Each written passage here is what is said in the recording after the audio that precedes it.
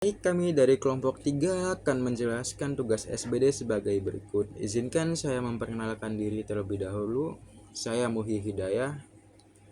Saya akan menjelaskan tabel anormal dan juga teks 1 yaitu 1NF. Teks 2 yang dijelaskan oleh Syarif Anwarudin. Teks 3 dijelaskan oleh Muhammad Haris.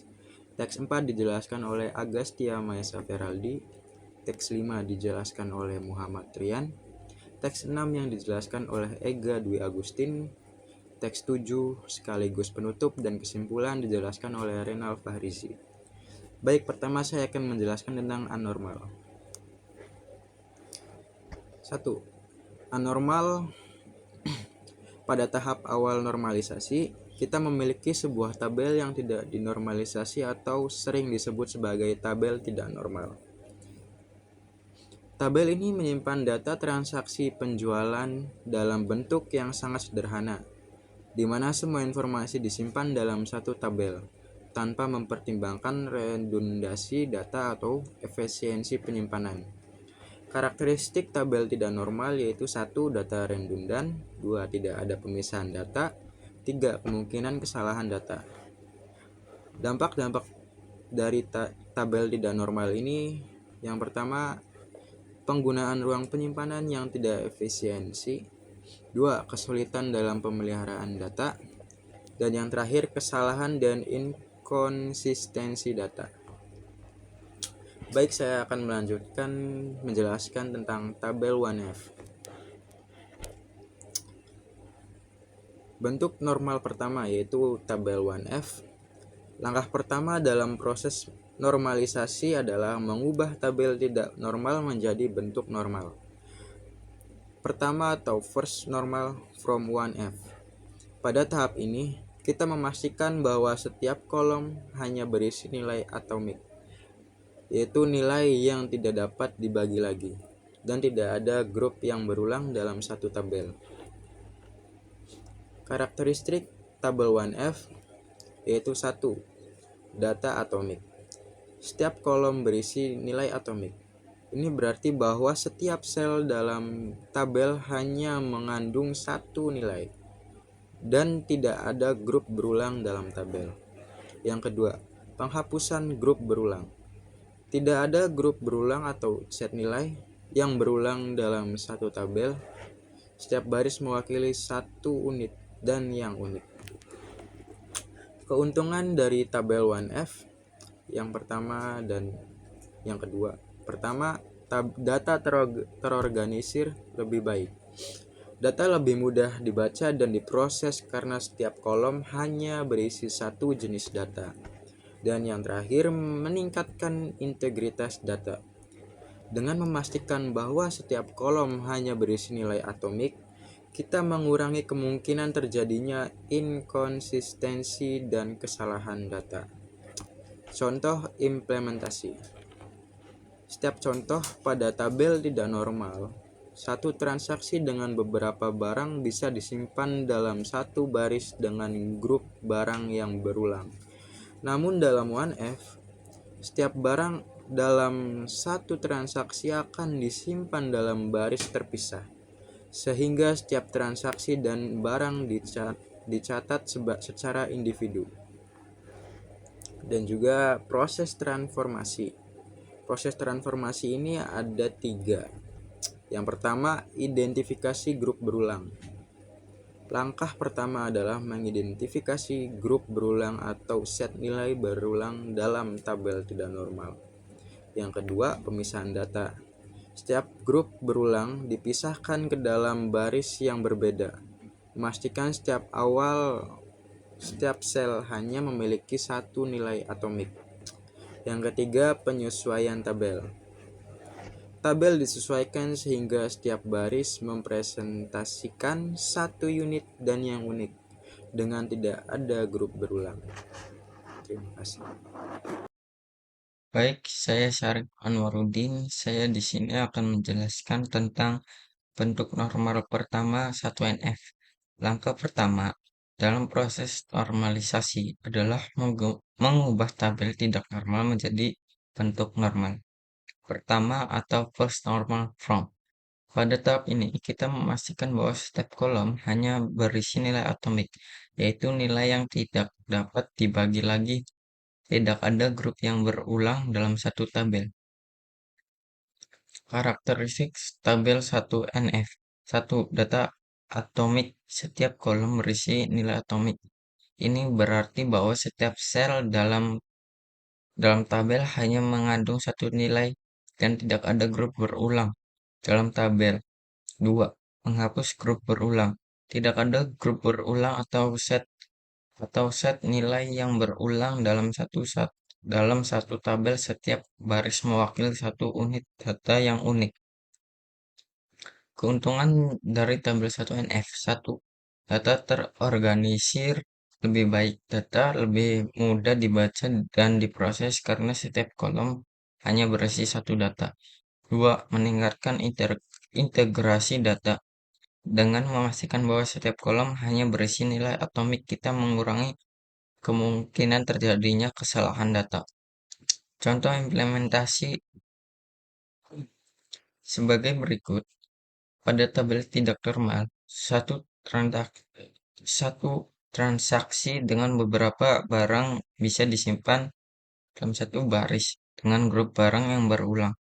Namun, dalam satu NF, setiap barang dalam satu transaksi akan disimpan dalam baris terpisah, sehingga setiap transaksi dan barang dicatat secara individu.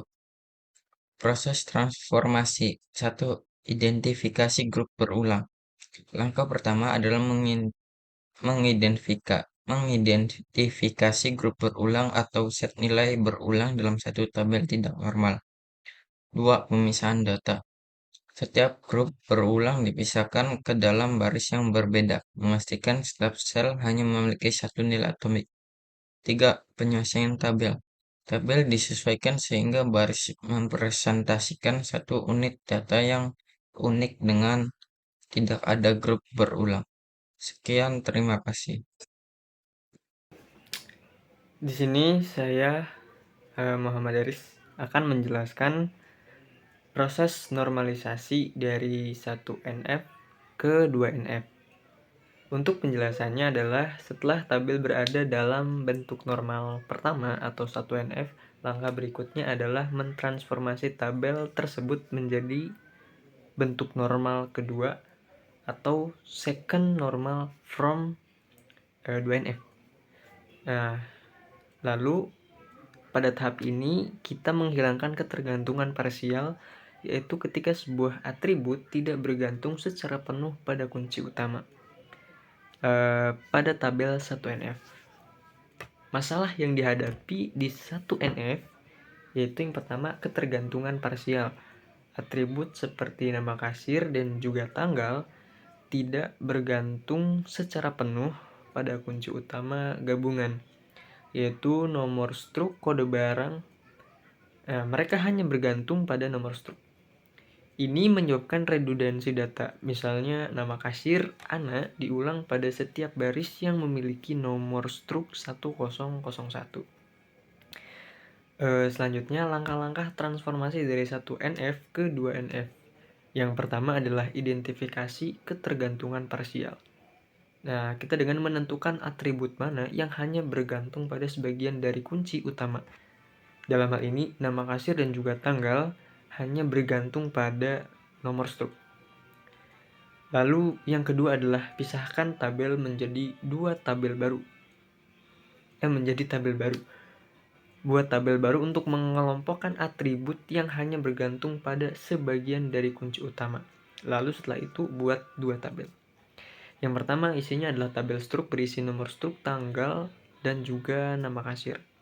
Lalu untuk yang kedua adalah detail struk berisi nomor struk, kode barang, nama barang, jumlah harga satuan, dan juga harga total. Lalu selanjutnya ada juga keuntungan dari tabel 2NF. Yang pertama adalah mengurangi redundansi data dengan memisahkan informasi kasir dan juga tanggal ke dalam tabel yang terpisah. Kita mengurangi pengulangan data yang tidak diperlukan. Lalu yang kedua ada peningkatan integritas data.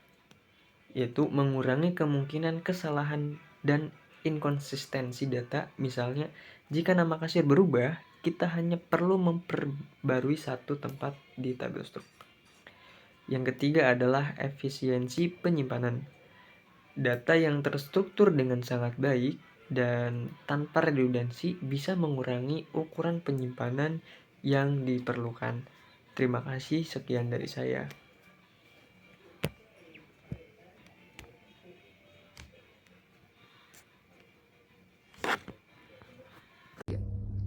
Oke, di sini saya Agastio Mesa Feraldi akan menjelaskan tabel dalam bentuk normal kedua 2NF. Penjelasannya sebagai berikut. Setelah kita berhasil mentransformasi tabel ke dalam bentuk normal kedua atau second normal form 2NF, kita sekarang memiliki dua tabel yang lebih terstruktur dan efisien. Tabel ini telah dipecah untuk menghilangkan ketergantungan parsial dan mengurangi redundansi data. Karakteristik tabel 2NF yang kesatu adalah penghapusan ketergantungan parsial. Setiap atribut non-primer bergantung sepenuhnya pada kunci utama. Dalam contoh ini, tanggal dan nama kasir bergantung pada nomor struk, sedangkan nama barang, jumlah, harga satuan, dan harga total bergantung pada kombinasi nomor struk dan kode barang. Yang kedua, ada reduksi redundansi data. Dengan memisahkan data yang bergantung pada sebagian kunci utama ke tabel yang terpisah, kita mengurangi redundansi. Contohnya, informasi tentang kasir tidak lagi diulang di setiap baris transaksi. Keuntungan dari tabel 2NF yang pertama, efisiensi penyimpanan. Mengurangi jumlah data yang perlu disimpan dengan menghilangkan duplikasi data yang tidak perlu. Yang kedua, kemudahan pemeliharaan data. Mempermudah pemeliharaan data karena perubahan pada data kasir misalnya hanya perlu dilakukan di satu tempat. Yang ketiga, peningkatan integritas data. Mengurangi kemungkinan kesalahan dan inkonsistensi data karena setiap fakta hanya disimpan sekali. Contoh implementasi, misalnya jika kita ingin mengubah nama kasir dari Ana menjadi Ani, kita hanya perlu memperbarui satu baris di tabel struk, dibandingkan dengan beberapa baris di tabel yang tidak dinormalisasi. Proses pencarian data. Pencarian data yang berkaitan dengan transaksi tertentu atau barang tertentu menjadi lebih efisien karena data sudah terorganisir dalam tabel-tabel yang lebih spesifik. Segitu saja penjelasan saya untuk tabel dalam bentuk normal kedua atau 2NF. Terima kasih. Baik, di sini saya akan menjelaskan proses nominalisasi dari 2NF ke 3NF. Setelah tabel berada dalam bentuk normal kedua, langkah berikutnya adalah mengkonfirmasi tabel tersebut menjadi bentuk normal ketiga atau third normal form. Pada tahap ini, kita menghilangkan ketergantungan transit, yaitu ketika atribut non-primer bergantung pada atribut non-primer lainnya. Masalah yang dihadapi di 2NF, satu, ketergantungan transit. Dalam tabel detail struk, nama barang bergantung pada kode barang dan tidak berlangsung pada non-struk. Ini dikenal sebagai ketergantungan transit. Ketergantungan transit ini masih bisa menyebabkan redundasi data. Misalnya jika nama barang roti berubah, perubahan tersebut harus dilakukan di setiap baris yang relevan. Langkah-langkah transformasi dari 2NF ke 3NF. Satu, identifikasi ketergantungan transit. Tentukan atribut mana yang bergantung pada atribut non-primer lainnya. Dalam hal ini, nama barang dan nama satuan bergantung pada kode barang. 2. Pisahkan tabel menjadi tabel baru. Buat tabel baru untuk mengelompokkan atribut yang bergantung pada atribut non-primer lainnya. Buat 3 tabel. Pertama, tabel struk, berisi no struk, tanggal, nama kasir. Yang kedua, tabel detail. Tabel detail struk berisi nomor struk, kode barang, jumlah, harga total.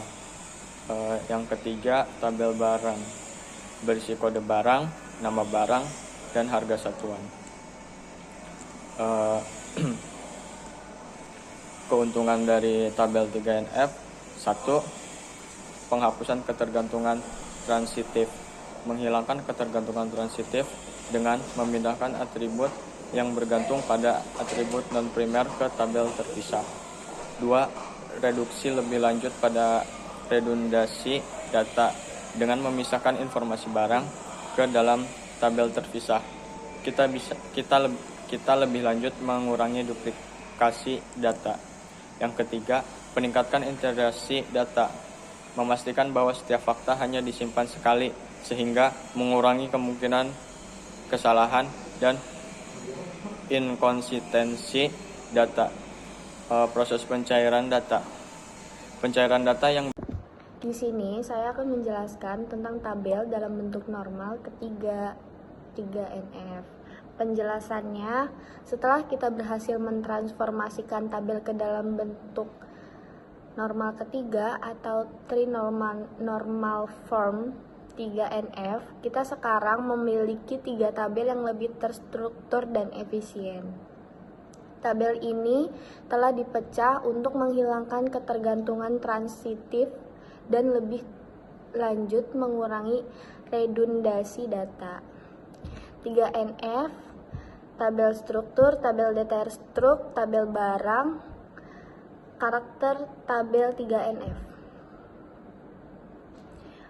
1. Penghapusan ketergantungan transitif. Setiap atribut non-primer hanya tergantung pada kunci utama. Dalam contoh ini, nama barang dan harga satuan telah dipindahkan ke tabel terpisah, tabel barang. Untuk menghilangkan ketergantungan transitif dalam kode barang. 2. Reduksi redundansi data. Dengan memisahkan data yang bergantung pada atribut non-primer lainnya, kita lebih lanjut mengurangi redundasi. Contohnya, informasi tentang barang tidak lagi diulang di setiap baris transaksi. Keuntungan dari tabel 3NF. Efisiensi penyimpanan. Mengurangi jumlah data yang perlu disimpan dengan menghilangkan duplikasi data yang tidak perlu. 2. Kemudahan pemeliharaan data. Mempermudah pemeliharaan data karena perubahan pada data barang. Misalnya, hanya perlu dilakukan di satu tempat saja. 3. Peningkatan integrasi data. Mengurangi kemungkinan kesalahan inkonsistensi data karena setiap fakta hanya disimpan sekali saja. Contoh implementasi, misalnya jika kita ingin mengubah harga satuan barang roti dari 10.000 menjadi 12.000, kita hanya perlu memperbarui satu baris di tabel barang. Dibandingkan dengan beberapa baris di tabel yang tidak dinormalisasikan. Proses pencarian data. Pencarian data yang berkaitan dengan barang atau transaksi tertentu menjadi lebih efisien karena data sudah terorganisir dalam tabel-tabel yang lebih spesifik dan tanpa redundansi. Keuntungan tambahannya: 1. Konsistensi data. Data yang konsisten, setiap fakta disimpan di satu tempat saja, menghindari data yang tidak sinkron. 2. Skalabilitas. Struktur data yang lebih modular memudahkan penambahan dan modifikasi tabel tanpa harus mengubah keseluruhan struktur basis data. Terima kasih. Baik, sebelumnya perkenalkan nama saya Reynal Fahriji dengan nomor induk mahasiswa 14523032. Di sini saya akan menjelaskan rangkuman tentang normalisasi truk belanja dari tabel U normal sampai ke 3NF, kemudian penjelasan tentang primary key dan foreign key. Nah, jadi begitulah rangkuman untuk normalisasi tabel dari struk belanja tersebut. Untuk rangkumannya, setelah kita melalui proses normalisasi dari tabel yang tidak normal, unnormalized, hingga ke bentuk normal ketiga, 3NF, kita sekarang memiliki struktur basis data yang optimal dan efisien. Kita rangkum proses yang telah dilakukan dan pahami lebih dalam tentang peran kunci utama primary key dan kunci asing foreign key dalam tabel-tabel tersebut. Yang pertama, unnormalized form UNF. Data diatur dalam satu tabel dengan banyak redundansi dan ketergantungan parsial serta transitif. Contoh, tabel berisi nomor struk, tanggal, kode barang, nama barang, jumlah, harga satuan, harga total, dan nama kasir dalam satu tabel. First normal form 1NF menghilangkan atribut yang memiliki nilai ganda dan memastikan setiap kolom hanya berisi satu nilai. Contoh, data dipecah menjadi beberapa baris untuk setiap item transaksi.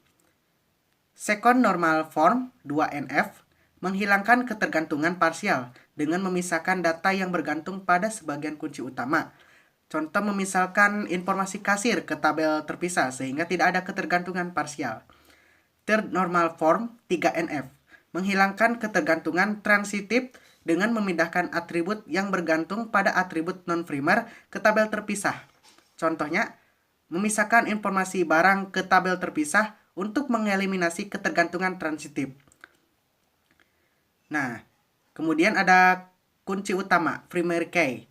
Definisinya adalah salah satu lebih kolom dalam tabel yang secara unik mengidentifikasi setiap baris dalam tabel tersebut.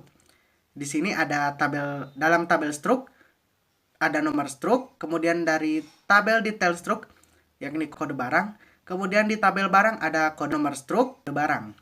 Kemudian kunci asing, foreign key. Definisinya kolom atau kumpulan kolom dalam satu tabel yang merujuk pada kunci utama di tabel lain. Ini digunakan untuk memastikan referensial integritas data antara tabel. Contoh, di tabel detail struk ada barang yang merujuk ke nomor struk di tabel struk dan kode barang merujuk ke kode barang di tabel barang. Kemudian peran dan keuntungan untuk primary key, yakni identifikasinya unik, yaitu memastikan bahwa setiap baris dalam tabel dapat diidentifikasikan secara unik. Kemudian integritas data, mencegah duplikasi baris dan menjaga keunikan data. Kemudian peran dan keuntungan foreign key, yakni pertama referensial integritas, memastikan bahwa data yang dimasukkan dalam tabel adalah valid dan konsisten dengan data di tabel lain. Kemudian hubungan antar tabel, menetapkan dan memelihara hubungan logis antara tabel-tabel dalam basis data.